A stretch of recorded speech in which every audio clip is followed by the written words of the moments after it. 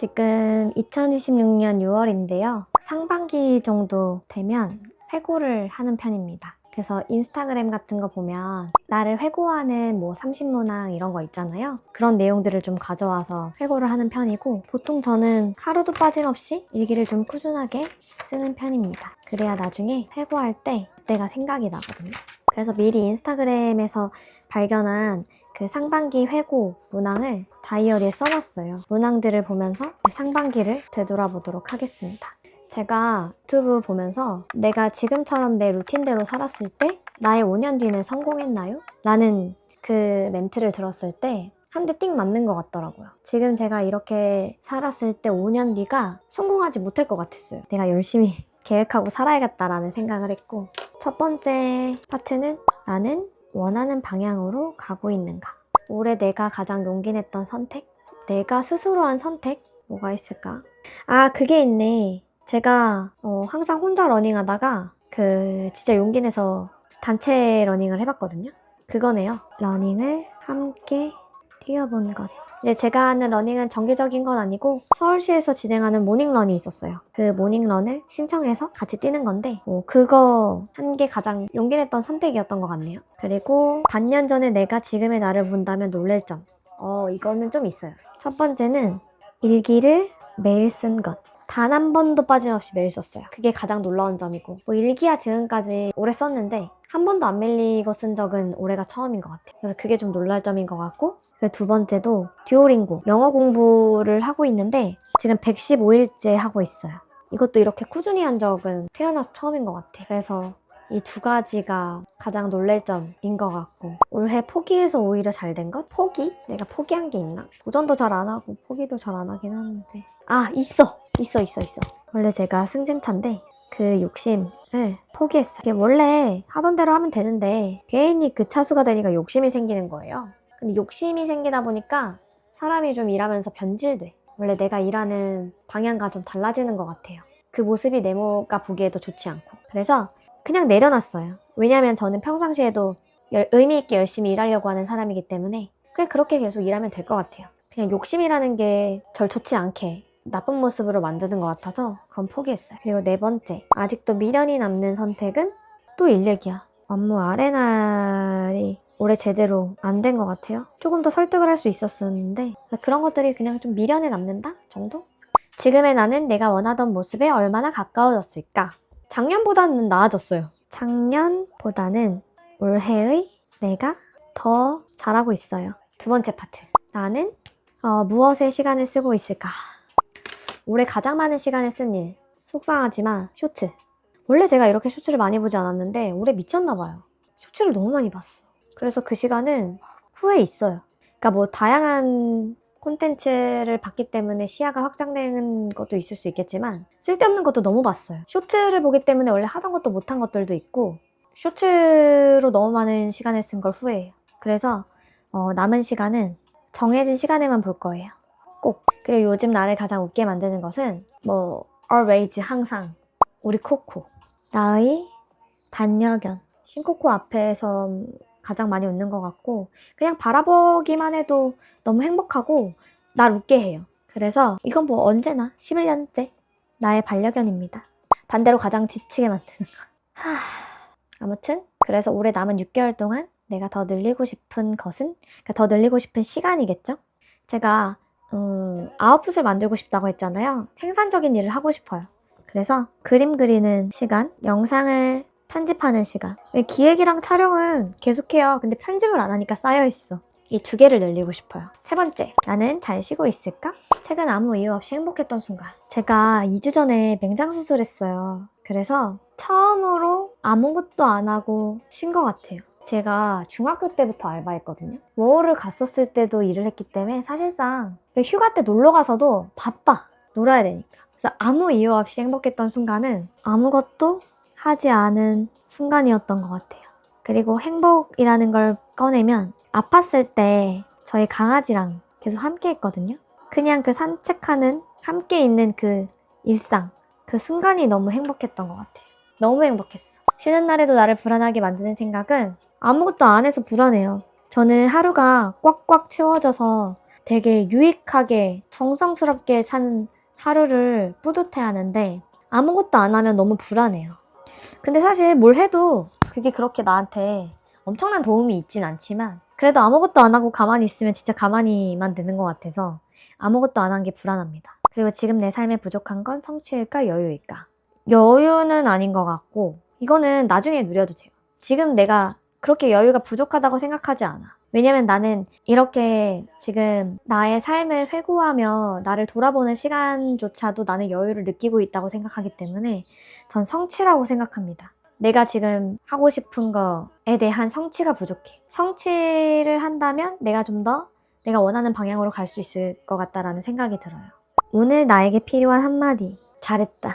저는 생각만 하기보다는 실행을 해야 된다고 생각을 하는데 시작만 해도 반 이상 갔다고 하잖아요. 지금도 마찬가지예요. 내가 인스타에서 이 30문항을 보고 그냥 넘어가기만 했으면은 아무것도 아니게 지나갔을 거야. 내가 이거를 다이어리에 받아 적고 회고를 함으로써 올해 상반기에 다시 돌아보면서 제가 깨닫고 얻는 것들이 있겠죠. 그래서 굉장히 잘했다. 시작을 잘했다 라고 얘기해주고 싶어요. 이번에는 파트 4.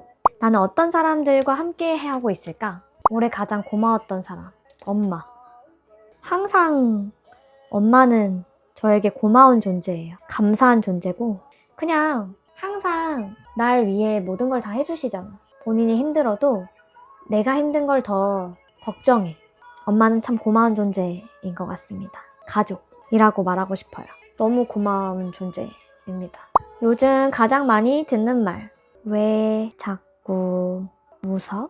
나쁜 뜻은 아니고 그러니까 제가 계속 웃는데요. 눈만 마주쳐도 웃고 대화할 때도 웃고 계속 웃는데요. 그래서 왜 자꾸 웃어? 라는 말을 많이 들어요. 그건 뭐 항상 듣는 말이기는 한데 저는 그냥 웃으면 좋잖아요. 행복해지고 그냥 웃잖아요. 그럼 뭔가 그냥 행복해. 지금도 말하면서 웃고 있거든요. 얼굴이. 근데 그러면 뭔가 내 삶이 만족스럽고 행복하고 그래요. 그래서 저는 웃으면 복이 온다는 것처럼 웃으면 좋아서 웃습니다. 가장 최근 기억에 남는 대화. 이건 있어요. 제가 회사에서 교육이 있었어요. 교육생분이 해주신 말이 있어요. 따뜻했대요. 이 대화의 내용은 카톡을 캡처해놨어요. 회사의 문화라든지 아니면 인재를 육성하기 위한 교육이라든지 이런 걸 꾸려가는 팀에서 일을 하고 있어요. 그걸 저한테 전달해줌으로써 저는 또 감동을 받았어요. 그래서 이 기억이 대화에 가장 남습니다. 내가 더 표현하고 싶은 마음? 저는 고마움과 감사함은 표현을 잘하는데 위로가 약해요. 제가 느꼈던 아픔과 고통이면 위로를 해줄 수 있는데 제가 모르는 아픔과 고통이면 위로가 어려워요. 상대는 그 정도까지의 위로를 바라는 건 아닐 것 같아요. 근데 함부로 말을 못 하겠어요. 제가 모르는 위로는 좀 힘들어요. 위로하는 방법과 표현을 배우고 싶어요. 올해 안에 꼭 함께 추억을 만들고 싶은 사람, 가족, 친구 이렇게 추억을 만들고 싶은데요. 점점 부모님이 나이가 드시잖아요. 그래서 부모님과 함께 여행을 가고 싶습니다. 추억이라고 하면 다 여행이 떠오르네요. 그리고 파트 5. 나는 무엇을 꿈꾸고 있을까? 가장 이루고 싶은 거 개인적으로 저의 정체성을 찾아서 나를 브랜딩해보고 싶어요. 실패하지 않는다면 도전해보고 싶은 일. 저희 가게를 내고 싶어요. 제가 옛날부터 생각했던 건 카페예요. 근데 사람들이 너무 실패 많이 한다고 하니까 못 내겠어요. 제가 좋아하는 커피와 디저트를 먹으면서 이렇게 사람들 만나서 서로 네트워킹도 하고 이런 식으로 와서 다이어리 쓰는 시간도 갖고 반려견과 함께하는 행복한 시간도 갖고 가족과 함께하는 시간도 갖고 그러니까 제 공간에서 사람들이 행복한 시간을 가졌으면 좋겠어요. 그래서 저만의 어떤 공간, 가게를 내고 싶어요. 올해 새롭게 생긴 꿈이 있다면 저에 대한 이야기를 쓰고 싶어요. 그러니까 사실 저는 10대부터 지금 30대까지 정말 다양하고 많은 일들을 겪었거든요. 저보다 더한 일을 겪은 분들이 많겠지만 제 주변에서 봤었을 때 저는 너무 많은 일을 겪었어요. 슬픈 일도 있고 기쁜 일도 있고 다양한 일들이 있죠. 그 저의 이야기를 담은 책을 한번 써보고 싶어요. 언제가 될진 모르겠지만 나의 책 한 권을 출판하는 거 그 꿈이 생겼어요. 그리고 하반기 나의 모습은 어떤 모습이었으면 좋겠는가. 그러니까 제가 지금 상반기에 대한 그 회고를 했잖아요. 그 아쉬운 부분, 부족한 부분을 디벨롭한 모습이었으면 좋겠어요. 그래서 상반기보다 더 나은 나의 모습이었으면 좋겠어요. 지금 시작하지 않으면 후회할 것 같은 일. 하고 있는데? 하지만 더 꾸준히 잘 해야 돼요. 영상과 그림과 글. 그러니까 내가 하고 싶어 하는 게 지금 너무 많긴 해. 요거를 실행하지 못한다면 후회할 것 같아요. 자, 마지막 파트 6. 상반기를 마무리하며 올해 가장 잘했다고 칭찬해주고 싶은 순간. 지금 이 순간 칭찬하고 싶어요. 제가 지금 이 순간도 다이어리에 그냥 혼자서 끄적일 수도 있고 안 할 수도 있었는데 저 지금 영상 켜고 하고 있잖아요. 영상에 이 순간을 담고 있다는 것 자체가 잘했다고 칭찬하고 싶은데요. 그리고 올해 가장 힘들었던 순간. 맹장 수술. 수술을 처음 해봐요. 가장 무섭고 힘들었던 순간이었던 것 같아요. 이 순간이 나에게 남긴 것은 쉼이었어요. 진짜 쉼. 처음 쉬어봐요, 이렇게. 몸을 못 움직이니까 이틀 동안은 진짜 쉼만 했던 것 같아요. 이럴 수가 없거든요. 제가 하루하루를 맨날 빡빡하게 살아야 되는 사람이기 때문에. 그래서 진짜 쉼이라는 걸 해봤다 라는 생각을 하고 올해 상반기를 한 문장으로 표현한다면 진짜 나를 찾아가고 있는 단계라고 생각을 해요. 점점 나이가 들면서 포장을 안 하고 솔직해지거든요. 옛날에 저였으면 이렇게 막 못 써요.